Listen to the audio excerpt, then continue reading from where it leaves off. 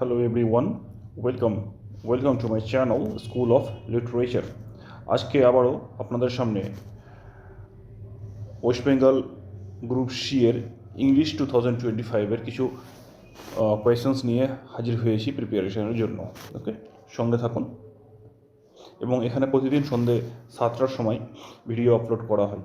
আজকে যে টপিকটি সেটা হচ্ছে ফার্স্ট আমরা দেখব ফ্রেজাল ভার্ব। কিছু ফ্রেজাল ভার্ব আমরা দেখে নেব। ফার্স্ট ফ্রেজাল ভার্ব আমরা যেটা দেখতে পাচ্ছি সেটা হচ্ছে লুক আফটার। প্রতিদিন অল্প অল্প করে আমরা ফ্রেজাল ভার্ব এবং কালেকটিভ নাউন্স এবং আরও ইংলিশের যে সমস্ত টপিকগুলো যেসব সিলেবাসে আছে তা এখানে কভার করব, যেন আমাদেরকে লোড না নিতে হয়, খুব ইজিলি আমরা এক্সামের জন্য প্রিপেয়ার হতে পারি।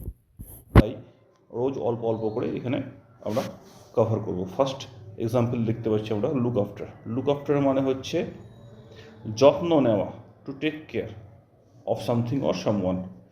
কারো বা কোনো কিছুর যত্ন নেওয়া বা দেখাশোনা করা। এক্সাম্পল দেখে নেব, আরও ক্লিয়ার হয়ে যাবে। এমনিতে আমরা নর্মালি বলে থাকি যে কোনো বৃদ্ধ মা বাবা আছে, তাদের লুক আফটার করা উচিত। লুক আফটার মানে হচ্ছে তাদের দেখাশোনা করা উচিত, তাদের যত্ন নেওয়া উচিত। ওকে, এবার এখানেও দেখে নিই কী এক্সাম্পল দেওয়া হয়েছে। আচ্ছা, can you please look after my cat while I am on vacation. বলছে যখন আমি ভেকেশনে বা ছুটিতে থাকবো, আপনি কি আমার ক্যাটকে, বিড়ালটাকে একটু লুক আফটার করবেন? লুক আফটার করবেন মানে আমার বিড়ালের যত্নটা একটু নেবেন বা দেখাশোনা করবেন। সো এখানে আমরা লুক আফটার মানে পেয়ে গেলাম যত্ন নেওয়া বা দেখাশোনা করা। Okay, next take up. Take up মানে কি? টেক আপ মানে হচ্ছে আরম্ভ করা, টু স্টার্ট। কী আরম্ভ করা? কোনো নতুন অ্যাক্টিভিটি অথবা কোনো নতুন হবি আরম্ভ করাকে বলা হয় টেক আপ। আমরা জাস্ট মনে রাখবো টেক আপ মানে হচ্ছে স্টার্ট করা। ওকে, দেখে নিই কি স্টার্ট করা বলছে। Example, C decided. এক্সাম্পল হচ্ছে এখানে যে সে সিদ্ধান্ত নিল টু টেক আপ, স্টার্ট করতে। কি স্টার্ট করবে? পেন্টিং, অর্থাৎ পেন্টিং করবে, চিত্র আঁকবে। ইনার ফ্রি টাইম, তার ফাঁকা সময়ে সে ডিসাইড করলো আরম্ভ করবে, টেক আপ করবে পেন্টিং, মানে পেন্টিং করবে সে। ওকে, সেখানে আমরা টেক আপের মানে পেয়ে গেলাম কি? স্টার্ট। আশা করি মনে থাকবে বিষয়গুলো। নেক্সট,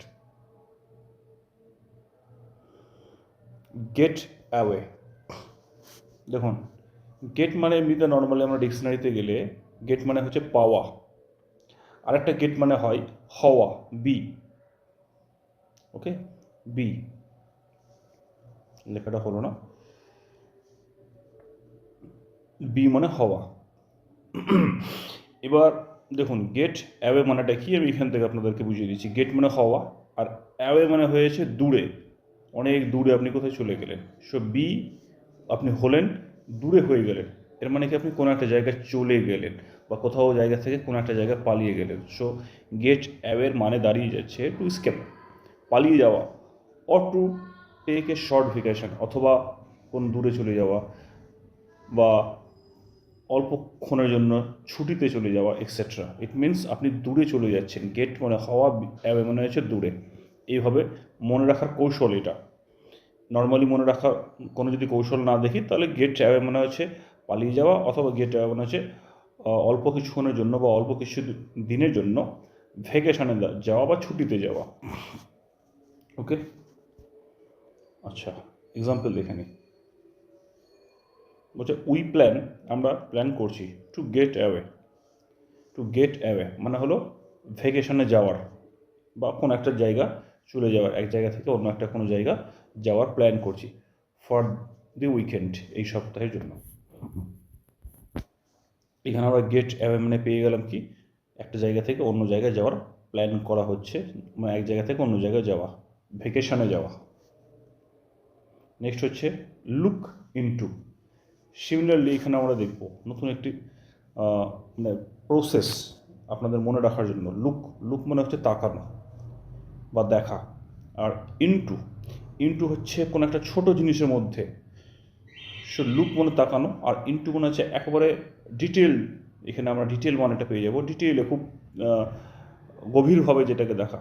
সো লুক মানে দেখা খুব গভীরভাবে বা খুব ডিটেলে দেখা। এই দেখা খুব গভীরে, এটার মানে কি দাঁড়িয়েছে? ইনভেস্টিগেট করা বা এক্সামিন করা, পরীক্ষা নিরীক্ষা করা। যেমন পুলিশ কোনো একটা টপিক নিয়ে বা কোনো একটা কেস নিয়ে কী করে ইনভেস্টিগেট করে, অর্থাৎ সেই টপিকটাকে বা সেই কেসটাকে খুব লুক করে, তাকাই ইনটু, মানে খুব গভীর পর্যন্ত সেখানে যাই, সেই সেন্সে আমরা এটাকে লুক ইনটু বলতে পারি। তার লুক ইনটুর আক্ষরিক আমি এমনি ভেঙে বুঝিয়ে দিলাম মনে রাখার জন্য। নর্মালি লুক ইনটু মানে হয়ে গেল কি ইনভেস্টিগেট করা বা এক্সামিন করা, পরীক্ষা নিরীক্ষা করা। এক্সাম্পল দেখে নেব। দ্য পুলিশ ডিসাইডেড, পুলিশ সিদ্ধান্ত নিল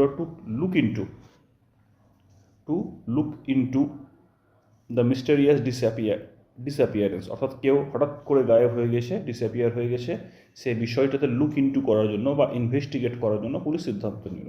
তাহলে আমরা লুক ইনটু পেয়ে গেলাম। ওকে, নেক্সট দেখে নেব স্ট্যান্ড বাই। আবারও একই রকমভাবে আমরা দেখব। স্ট্যান্ড মানে কি দাঁড়ানো, আর বাই মানে হচ্ছে পাশে। সো দাঁড়ালাম পাশে, পাশে দাঁড়ানো তার মানে হচ্ছে কোনো খারাপ সময় কারো বিপদে আপনি যখন পাশে দাঁড়াচ্ছেন, তার মানে কী করছেন? তাকে সাপোর্ট করছেন। সো স্ট্যান্ড বাইয়ের মানে দাঁড়িয়েছে সাপোর্ট করা, টু সাপোর্ট সামওয়ান, কাউকে সাপোর্ট করছেন। আর to be ready for action, অর্থাৎ কোনো কিছু করার জন্য আপনি রেডি আছেন, অর্থাৎ সাপোর্ট করার সেন্সে চলে আসছে স্ট্যান্ড বাই, কারোর জন্য আপনি দাঁড়িয়ে আছেন। এক্সাম্পল দেখে নেব।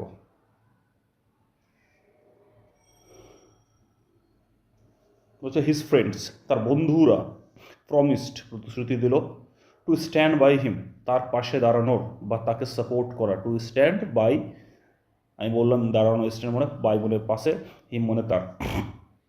ইট means to stand by him, তাকে সাপোর্ট করা ডিউরিং দি ডিফিকাল্ট ট্রায়ালের সময়। ওকে, তাহলে এখানে স্ট্যান্ড বাই মানে কি দাঁড়ালো? সাপোর্ট করা বা পাশে দাঁড়ানো। এই ছিল ফ্রেজাল ভার্ব। এবার আমরা দেখে নেব সিনোনিমস অ্যান্ড অ্যান্টোনিমস, বা সমর্থক শব্দ বা বিপরীত শব্দ। সো প্রথম ওয়ার্ড পেয়ে যাচ্ছি অ্যাবান্ডান। অ্যাবান্ডান মানে কি প্রচুর, অর্থাৎ কোনো একটা জিনিস প্রচুর পরিমাণে আছে, সেটা হচ্ছে অ্যাবান্ডান। এর সিনোনিম বা সমর্থক শব্দ হচ্ছে প্লেন্টিফুল। প্লেন্টিফুল মানে হলো প্রচুর, বা কপিয়াস মানে হয়ে যাচ্ছে প্রচুর। এবার এর অ্যান্টোনিমস কী হবে বাংলায়? যে নেই বরাবর, তাই না? স্কার্স মানে হচ্ছে নেই বললেই চলে যায়, বা মিগার।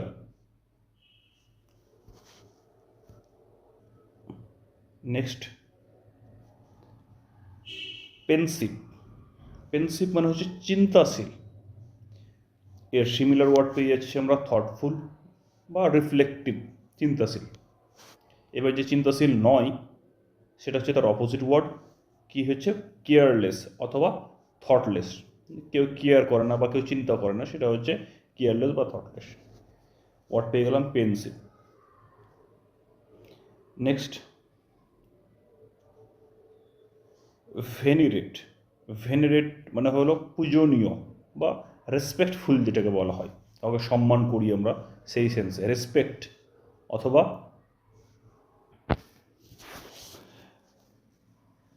রিভিয়ার, যার মানে হলো সম্মানীয় বা প্রশংসাযোগ্য। তার অপোজিট হচ্ছে ডিসপাইস অথবা স্কর্ন, ঘৃণাপূর্ণ বা ঘৃণিত। নেক্সট চলে আসি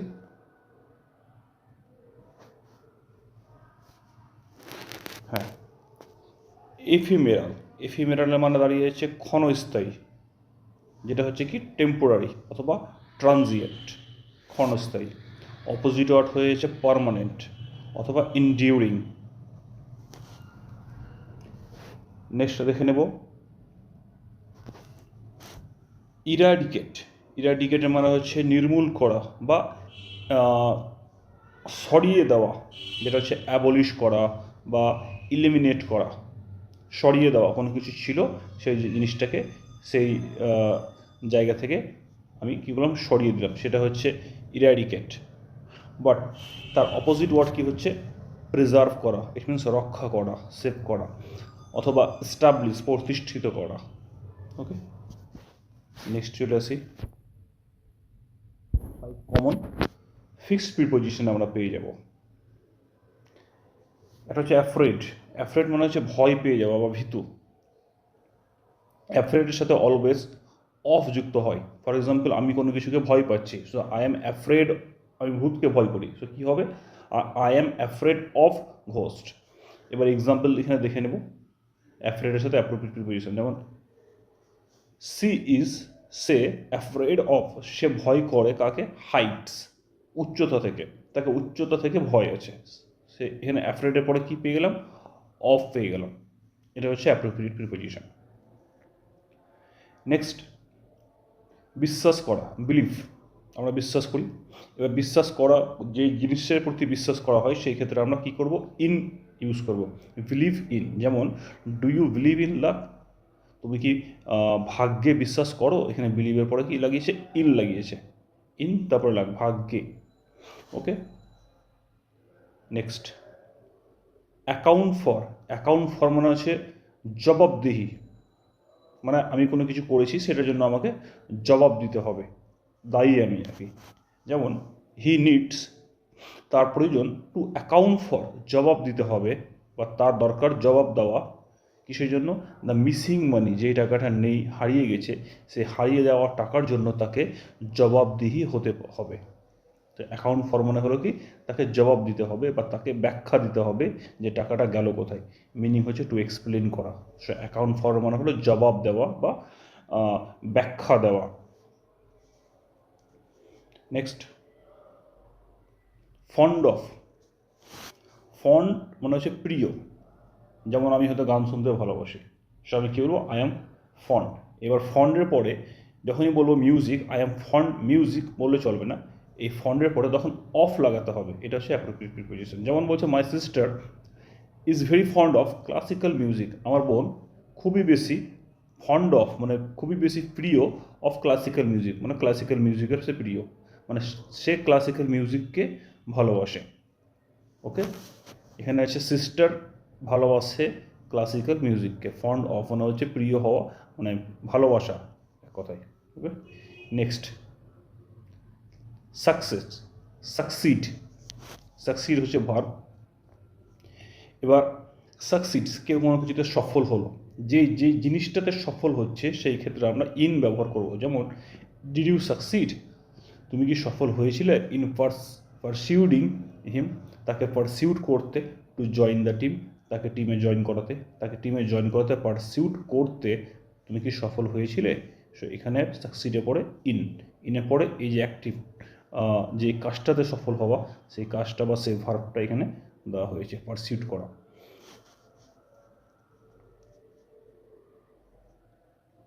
নেক্সট হচ্ছে 5 কালেকটিভ নাউন্স আমরা দেখে নেব। কালেকটিভ নাউন্স আমরা জানি যে গ্রুপ অফ নাউন্স বা একাধিক, মানে হচ্ছে যে কোনো জিনিস একটা আছে সেটা একটাই হয়, এবার যখন একের বেশি আছে, একটা গ্রুপ আছে, সেই গ্রুপকে একটা নাম দিয়ে ডাকা হয়, সেটা হচ্ছে কালেকটিভ নাউন। যেমন হচ্ছে পিঁপড়ে, এই পিঁপড়েগুলোকে, আর্নসগুলোকে যখন একসাথে, একাধিক পিঁপড়ে আছে, এই একাধিক পিঁপড়েগুলোকে যখন আমরা একসাথে বলবো বাংলায় যে পিঁপড়ের দল, ইংলিশে কি বলবো, group of ants. Group of ants বলা হয় না ইংলিশে, ইংলিশে বলা হয় colony of ants. Okay, so colony কথাটা ইউজ হয় পিঁপড়েদের ক্ষেত্রে, এটা আমাদেরকে মাথায় রাখতে হবে। পরীক্ষাতে এইভাবে আসবে যে অ্যান্টসের ক্ষেত্রে কোন কালেকটিভ নাউন্স ব্যবহার করা হয়, আনসার হচ্ছে কলোনি। ওকে, আপনাদেরকে মনে রাখতে হবে কলোনি, তাই জন্য এটার কালারটা চেঞ্জ করে দিয়েছি, কলোনি অফ অ্যান্টস। আর কোন ক্ষেত্রে কলোনি ব্যবহার করা হয়, টার্মাইটস। টার্মাইটস মানে হচ্ছে পোকা, পোকাদের ক্ষেত্রে বা পিঁপড়েদের ক্ষেত্রে কলোনি ব্যবহার করা হয়। সিমিলারলি আমরা বাকিগুলোও দেখে নেব। যেমন হচ্ছে পাপিস, পাপিস মানে হলো কুকুরের বাচ্চাগুলো, অথবা কিটেন্স মানে হচ্ছে বিড়ালের বাচ্চাগুলো। এই বিড়ালের বাচ্চা বা কুকুরের বাচ্চাগুলোকে একসাথে বলা হয় লিটার, অর্থাৎ কোনো একটা জায়গাতে 8-10টি বিড়ালের বাচ্চা আছে, একে আমি একসাথে কি বলতে পারি, এ লিটার অফ কিটেন্স। অথবা একসাথে 8-10টা কুকুরের বাচ্চা আছে, কি বলবো, এ লিটার অফ পাপিস। আশা করি ক্লিয়ার হয়েছে বিষয়গুলো। আমাদেরকে মনে রাখতে হবে যে পাপিসের ক্ষেত্রে বা কিটেনের ক্ষেত্রে লিটার ব্যবহার হয়। ওকে, নেক্সট, সিমিলারলি স্টার্স, তারা, আকাশে যখন প্রচুর তারা আছে আমরা একসাথে সমস্ত তারাকে বলবো এ গ্যালাক্সি অফ স্টার্স। অর্থাৎ তারাদের গ্রুপ, স্টার ক্ষেত্রে ব্যবহার হয় গ্যালাক্সি। Next, cards. কার্ডসের ক্ষেত্রে ইউজ হয় ডেস্ক। বলার কিছু নেই নতুন করে, যেভাবে বাকিগুলো হলো সেইভাবে আমাদেরকে জাস্ট মনে রাখতে হবে। কার্ডসের ক্ষেত্রে ইউজ হয় ডেস্ক অফ কার্ডস। টেস্টে মনে রাখতে হবে আমাদেরকে। নেক্সট দেখে নেব, এবং এটা প্রায় সবাই জানে, সেটা হচ্ছে প্লেয়ারদের ক্ষেত্রে একসাথে যখন অনেকগুলো প্লেয়ার থাকে সেটাকে আমরা বলা হয় টিম, টিম অফ প্লেয়ার্স। এটা আমরা সবাই টিম সম্বন্ধে পরিচিত এই ওয়ার্ডটি। সো টিম অফ প্লেয়ার্স, প্লেয়ারদের গ্রুপকে বলা হয় টিম। এখানেই শেষ করছি। আশা করি ভিডিওটি আপনাদেরকে ভালো লেগেছে। যদি ভিডিও ভালো লেগে থাকে চ্যানেলটিকে সাবস্ক্রাইব করবেন, এবং প্রতিদিন এখানে সন্ধ্যে 7টার সময় ডাব্লিউবি ও এসএসসি গ্রুপ সি এর ইংলিশের ক্লাস আপাতত করানো হচ্ছে প্রতিদিন সন্ধ্যে 7টার সময়। এবং ধীরে ধীরে আমরা জিকে এবং কারেন্ট অ্যাফেয়ার্স নিয়েও আপনাদের সামনে হাজির হব। আপনারা সাপোর্ট করুন চ্যানেলটিকে, যেন আমি জিকে এবং কারেন্ট অ্যাফেয়ার্স এসব জিনিসগুলো আপনাদের সামনে নিয়ে আসতে পারি। আপাতত ইংলিশ নিয়েই আরম্ভ করেছি। যদি আপনাদের ভালো লাগে আপনারা সাপোর্ট দেবেন এবং আপনাদের ফিডব্যাক জানাবেন, কমেন্ট করবেন। Thank you for watching.